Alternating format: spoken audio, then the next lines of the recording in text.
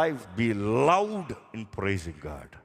ఈరోజు చాలామంది చూడండి, కష్టాలు వస్తే వారు స్టేటస్లో పెట్టేస్తారు ఏడుపు పాటలు, ఎమోషనల్ డైలాగులు, నాకు ఎవ్వరూ లేరు, ఐఎమ్ లోన్లీ, మనుషులందరూ ఇంతే. అంటే ఎవరికి ఏదో చెప్పదలుచుకుని నేరుగా చెప్పరంట, వాళ్ళు స్టేటస్లో పెట్టుకుంటారంట. అందరూ నన్ను విడిచిపోయారు, అందరూ మోసగాళ్ళే, అందరూ మోసగాళ్ళని పెట్టావు. దేవుడు నమ్మదగిన దేవుడు అని పెట్టావు ఎప్పుడన్నా?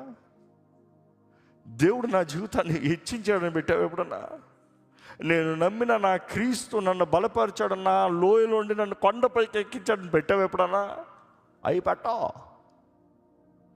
నీ ఎమోషనల్ డ్యామేజ్లు మాత్రం పెట్టుకుంటావు, నీ సాధనలు పెట్టుకుంటావు, నీ గురించి ఏదైనా న్యూస్ పేపర్ వస్తే పెద్ద డైలాగ్ పెట్టుకుంటావు, నీకేదైనా ఎవడన్నా టైటిల్ ఇస్తే పెద్ద పెట్టుకుంటావు, నిన్ను ఎవడన్నా పొగిడితే అది స్క్రీన్ షాట్ తీసి పెట్టుకుంటావు.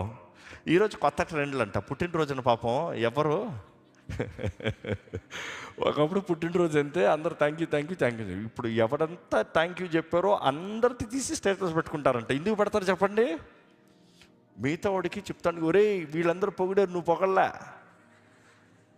మిగిలిన అందరూ విష్ చేశారు, నువ్వు విష్ చేయాలి, నువ్వు కూడా విష్ చేయి. అది చూసినోడికి ఎట్లా ఉంటుందంట? హ్యాపీ బర్త్డే అని చెప్పాలంటే వీడికి ఏదో పెడతాంలో పెట్టు. You see, in your birthday, never ask anybody to tell you happy birthday. And you don't have to even let them know. People who love you, they know you. And they will do it out of heart. అర్థమవుతుందా? Don't crave for it. అలాంటి మనుషులు ఎట్లా నన్ను ప్రేమించు నన్ను ప్రేమించు నన్ను ప్రేమించు అడిగే రకమంట రాదు. అలాంటి వారు ఈజీగా డిప్రెస్ అయిపోతారని సైకాలజిస్ట్ చెప్తారు.